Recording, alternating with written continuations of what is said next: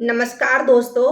आज मैं आपको एक ऐसे घर की कहानी सुनाऊंगी जिसमें एक माँ अपने बेटे से कहती है कि बेटा, अगर बहू का हाथ टूट गया तो उसे सरकारी नौकरी मिल जाएगी। दोस्तों, बेटे का नाम रचित होता है।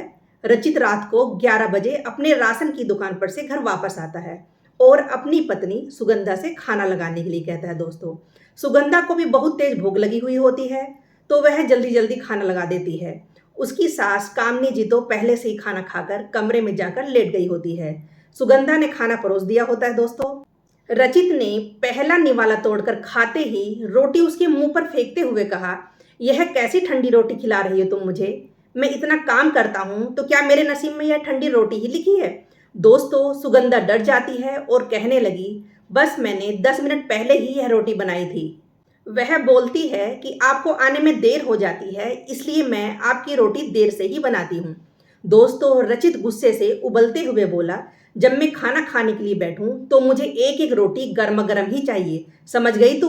दोस्तों, सुगंधा डर गई थी और धीरे से वह बोलती है, ठीक है, आगे से मैं ध्यान रखूंगी, लेकिन अब तो रोटी बन गई है तो आप खा लीजिए।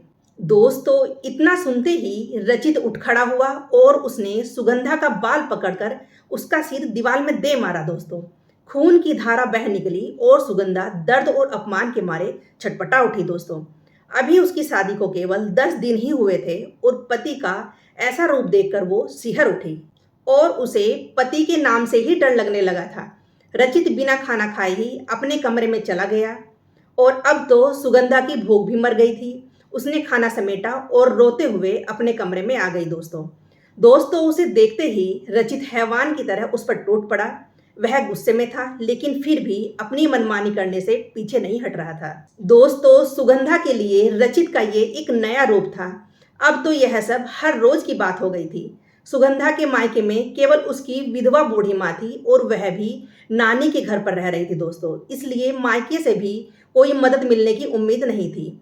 उसके पिताजी तो उसके बचपन में ही गुजर गए थे और तब से ही दोनों माँ बेटी नाना नानी के घर पर ही रह रहे थे। बड़ी मुश्किल से तो ये शादी करवाई गई थी, तो विदाई के समय ही सब लोगों ने उससे कह दिया था कि ससुराल में चाहे जो कुछ हो, तुम घर वापस लौट कर मत आना। दोस्तों, सुगंधा हर रोज पति और सास के अत्याचारों को सहते सहते टूटने लगी थी, लेकिन दोस्तों उसे इन सब से बाहर निकलने का कोई रास्ता नहीं दिखाई देता था। दोस्तों, इसी बीच उसकी माँ भी गुजर गई। उसकी जिंदगी में एक अच्छी बात केवल यह थी दोस्तों कि सुगंधा ने अभी तक अपनी पढ़ाई नहीं छोड़ी थी और न ही उसके ससुराल वालों ने उसे पढ़ाई छोड़ने के लिए कहा था। वे लोग सोचते थे कि अगर सुगंधा पढ़ लिख कर कोई अच्छी नौकरी करती है तो घर में अच्छे खासे रुपए आएंगे, इसलिए उन्होंने उसकी पढ़ाई लिखाई से कोई आपत्ति नहीं जताई थी। दोस्तों, देखते ही देखते सुगंधा ने पीएचडी की डिग्री तक हासिल कर ली थी, लेकिन घर में उसकी हालत पैरों की जूती के बराबर थी। एक दिन दोस्तों ऐसे ही बाहर तेज बरसात हो रही थी। रचित की दुकान के आगे पानी भरा हुआ था, इसलिए वह भी दुकान बंद करके जल्दी घर वापस आ जाता है। उसने घर आते ही सुगंधा से पकोड़े बनाने की फरमाइश की। दोस्तों, सुगंधा रसोई में पकोड़े बनाने के लिए गई और उसने जल्दी से गर्मा गर्म पकोड़े लाकर रचित के सामने रख दिए।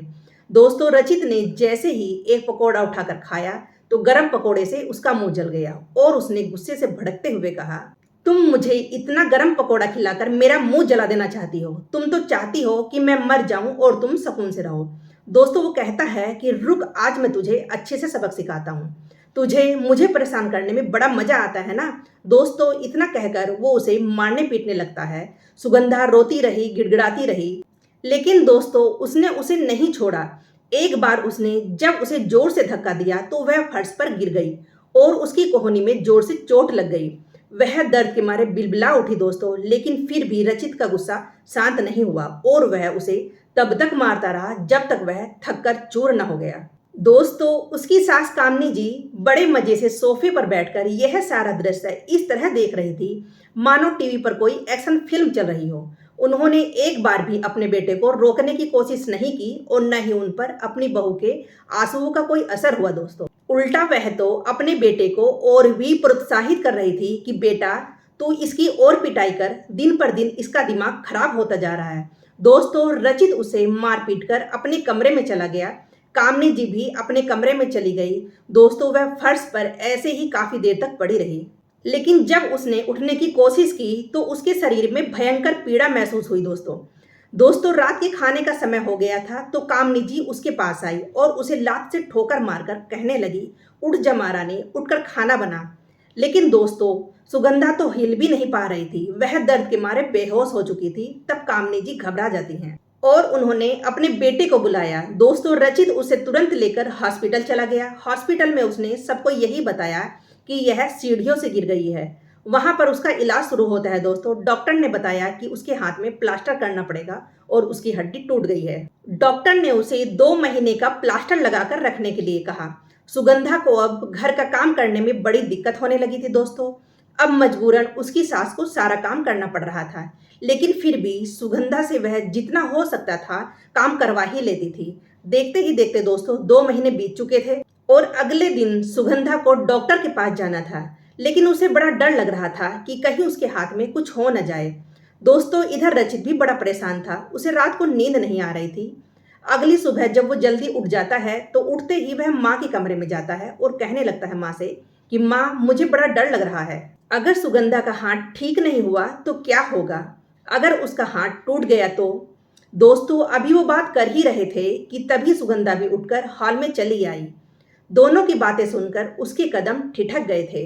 उसकी सास टेढ़ी मुस्कान के साथ बोली, बेटा अगर तुमने बहू का हाथ तोड़ भी दिया होगा तो इसे कोई सरकारी नौकरी मिल जाएगी। तुम्हें याद है ना शर्मा जी की बेटी, जिसे सुनने में थोड़ी प्रॉब्लम होती थी, उसे दिव्यांग कोटा से झट से नौकरी मिल गई थी।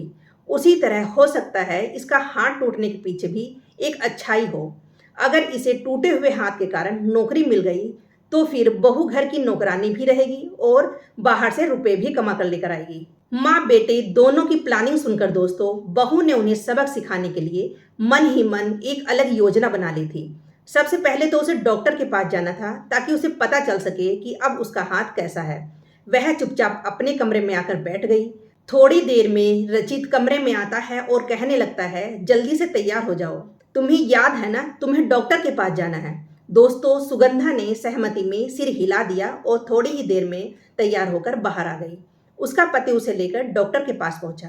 प्लास्टर हटाने के बाद पता चला दोस्तों कि उसका हाथ टेढ़ा हो गया है और अब जिंदगी भर उसका हाथ ऐसा ही रहेगा। दोस्तों यह सुनकर सुगंधा की आंखों में आंसू बहने लगे, लेकिन रचित मन ही मन बड़ा खुश हो रहा था। ऊपर से तो वह उसे दिलासा दे रहा था, लेकिन दोस्तों सुगंधा अच्छे से जान चुकी थी कि यह सब एक दिखावा ही है। रचित घर आया और उसके बाद वो दुकान पर चला गया। सुगंधा काफी देर तक गहरी सोच में डूबी रही दोस्तों। उम्मीद के अनुसार कुछ ही दिनों बाद रचित ने तरह तरह के फार्म लाकर उससे भरवाने शुरू कर दिए दोस्तों। सुगंधा भी चुपचाप सारे फार्म भर देती थी। दोस्तों रचित उसकी खुशामद करते हुए कहता था कि मैंने गलती तो बहुत बड़ी की है, लेकिन अब मैं तुम्हारे सपनों को पूरा करना चाहता हूँ। दोस्तों सुगंधा भी बस मुस्कुराकर उसके गले लग जाती थी, लेकिन उसे भीतर ही भीतर पता था कि उसे क्या करना है। 6 महीने के भीतर ही सुगंधा को दिव्यांग कोटा से एक कॉलेज में गेस्ट प्रोफेसर की नौकरी मिल गई। सुगंधा की खुशी का कोई ठिकाना नहीं था दोस्तों। 50,000 रुपये महीना सैलरी मिलने वाली थी उसे। घर में भी सभी बहुत खुश थे। उसकी सास ने तो दोस्तों उसकी आरती उतारते हुए कहा, बहू अब तो हमें कोई टेंशन नहीं है, हमारे घर का लोन भी आराम से चुक जाएगा।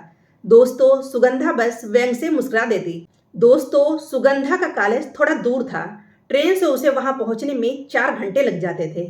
अब आने जाने का मिलाकर 8 घंटे सफर में ही निकलने लगा।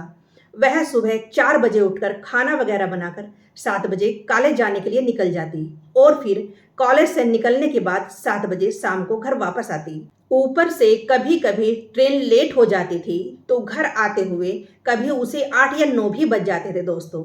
उसके बाद फिर उसे रात का खाना बनाना पड़ता था। सारे काम निपटाते निपटाते रात के 12 बज जाते थे। दोस्तों सुगंधा ने दबी जुबान में बाई लगाने की बात कही तो उसकी सास कहने लगी, घर में काम ही क्या होता है, घर आने के बाद क्या तुम बस पलंग ही तोड़ती रहोगी। दोस्तों सुगंधा को यह बात बहुत बुरी लगी, लेकिन फिर भी उसने कुछ नहीं कहा। उसे आने जाने में बहुत दिक्कत होती थी तो उसने अपने पति से कहा, क्यों ना हम वहां पर ही रूम देख लें, तुम्हारी तो किराए की दुकान है, तुम तो दुकान वहां पर भी चला सकते हो ना। दोस्तों इस बात पर रचित भड़क उठता है और कहने लगा, हम अपना घर छोड़कर कहीं नहीं जाएंगे। दोस्तों सुगंधा ने आगे कोई बहस नहीं की। 1 महीने तक उसने किसी न किसी तरह यह मुश्किल समय काटा। दोस्तों, पहली सैलरी मिलते ही उसकी सास ने उसके आगे हाथ पसार दिए। सुगंधा ने बहाना बनाते हुए कहा कि अभी रुपए अकाउंट में नहीं आए हैं। दोस्तों, अगली सुबह रविवार का दिन था और सुगंधा घर पर ही थी। तभी दरवाजे की घंटी बजती है। दोस्तों, उसकी सास ने जाकर दरवाजा खोला तो सामने पुलिस खड़ी थी। पुलिस को देखते ही कामनी जी हैरान रह गई।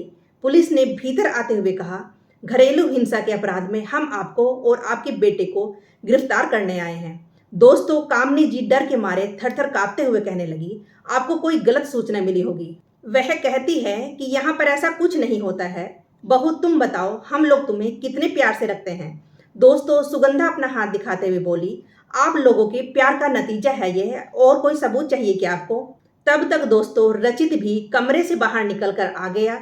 यह सब देखकर वह गुस्से से भड़कते हुए बोला, यह सब क्या है? मैंने जिंदगी में हर कदम पर तुम्हारा साथ दिया, तुम्हारी पढ़ाई पूरी करवाई, अच्छी नौकरी लगवाई, और तुम हमें यह दिन दिखा रही हो। दोस्तों, सुगंधा ने कुछ नहीं कहा, बस अपना मोबाइल निकालकर एक वीडियो चला दी जिसमें रचित पागलों की तरह सुगंधा की पिटाई कर रहा था। फिर दोस्तों उसने दूसरी वीडियो चलाई जिसमें दोनों माँ बेटा मिलकर यह बातें कर रहे थे कि अगर बहू का हाथ टूट भी गया तो उसे दिव्यांग कोटा से कोई सरकारी नौकरी मिल जाएगी। दोस्तों, यह वीडियो देखने के बाद रचित और कामनी जी का सिर झुक गया था। पुलिस ने दोनों को गिरफ्तार कर लिया था। सुगंधा ने भी अपना सामान पैक कर लिया, क्योंकि दोस्तों उसने भी कॉलेज के पास ही एक छोटा सा रूम किराए पर ले लिया था। अब उसके पास एक ढंग की नौकरी थी, हर महीने अकाउंट में पैसे आ रहे थे और वह आत्मनिर्भर बनकर अपने सपनों में रंग भर रही थी। इसलिए दोस्तों उसे अब इन लोगों के साथ घुट घुट कर जीने की कोई जरूरत नहीं थी। सुगंधा ने दोनों माँ बेटों को अच्छा सबक सिखा दिया था और अब उसने अपने हर दर्द, आंसू और अपमान का बदला ले लिया था। दोस्तों आपको ये कहानी कैसी लगी कमेंट बॉक्स में ज़रूर बताइएगा, और कहानी पसंद आई हो तो लाइक कीजिए, सब्सक्राइब कीजिए और अपने दोस्तों को शेयर कीजिएगा।